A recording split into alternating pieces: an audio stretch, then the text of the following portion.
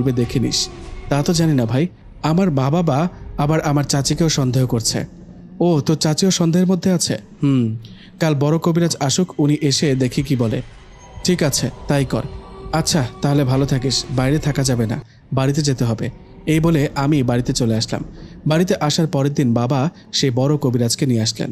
বড় কবিরাজ এসে আমাকে দেখে উনিও কনফার্ম করলেন কেউ না কেউ আমার ওপর কালো জাদু করেছে। এদিকে বড় কবিরাজের কথা শুনে বাবা বললেন, কবিরাজ সাহেব, এর আগেও দুজন বলেছে নিষাদের ওপর কালো জাদু করেছে, আপনিও তাই বললেন। আপনি তো বলেন কে করেছে। কবিরাজ বলল, সেটা বলতে পারবো না, কারণ ওই জিনটা খুব শক্তিশালী। আমি নিষাদের চিকিৎসা করতে পারবো, কিন্তু কে করেছে এ বিষয়ে কোনো খবর দিতে পারিনি, দুঃখিত। তাহলে আমরা কেমনে বুঝবো অপরাধীকে? সেজন্য মাফ চাইলাম। আমি আপনাদের বাড়িটা বন্ধ করে দিয়ে যাই আর নিষাদকে চিকিৎসা করি। আশা করি নিষাদ সুস্থ হয়ে উঠবে, আজকের পর আর কোনো সমস্যা হবে না। এ বলে কবিরাজ আমাকে চিকিৎসা করে কিছু নিয়ম বলে চলে গেলেন।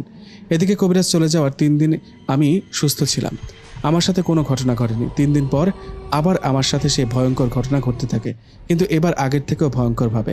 আমাকে ওই জিনটা কষ্ট দিত, আঘাত করত।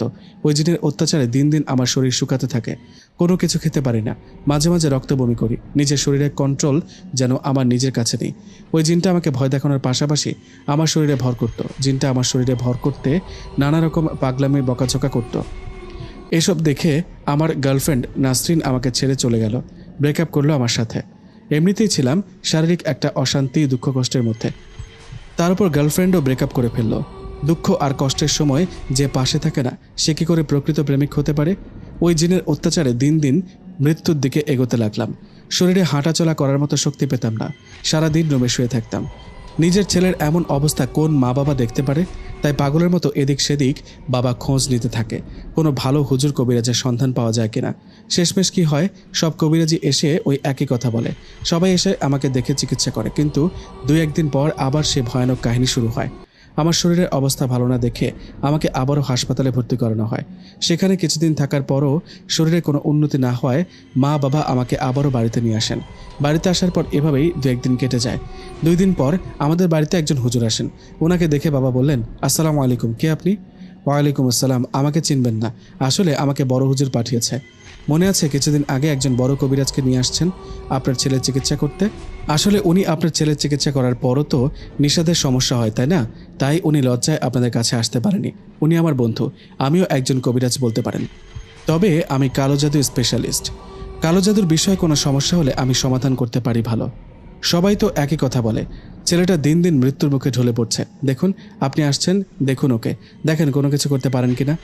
বাবার কথায় ওই হুজুর আমার কাছে এসে আমাকে দেখলেন আর আমার সাথে কি কি ঘটে সব ঘটনা শুনলেন। সব শুনে ওই হুজুর বাবাকে বললেন, আপনার ছেলের অবস্থা তো ভালো না, খুব খারাপ, তবে আমি ওর চিকিৎসা করতে পারবো ইনশাল্লাহ, ও সুস্থ হবে, কিন্তু একটা শর্তে আমি ওর চিকিৎসা করাবো, ভালো করব। বাবা বলল, সত্যি আপনি ওকে সুস্থ করতে পারবেন? বলেন আপনার কি শর্ত? হুজুর বলল, আমার একটা মেয়ে আছে, আপনার ছেলে সুস্থ হলে আমার মেয়েটার সাথে বিয়ে দিতে হবে। যদি আমার শর্তে রাজি হন তাহলে আমি ওর চিকিৎসা করিয়ে ওকে সুস্থ করব। বাবা বলল, এটা কেমন শর্ত? আর আপনার মেয়ের সাথে আমার মেয়ের বিয়ে মানে? আপনার মেয়ে কি আমার ছেলেকে দেখেছে নাকি? হুজুর বলল, হ্যাঁ দেখেছে। আপনারা জানেন না হয়তো, আমার মেয়ে আপনার ছেলের সাথে একই কলেজে পড়ে। আমার মেয়ে আপনার ছেলেকে মনে মনে পছন্দ করে, কিন্তু কখনো বলেনি। এখন বলেন আপনি কি আমার শর্তে রাজি? বাবা বলল, যদি আমার ছেলে পুরোপুরি সুস্থ হয় তাহলে আপনাকে কথা দিলাম আপনার মেয়ের সাথে নিষাদের বিয়ে দেব। ছেলেকে হারানোর চেয়ে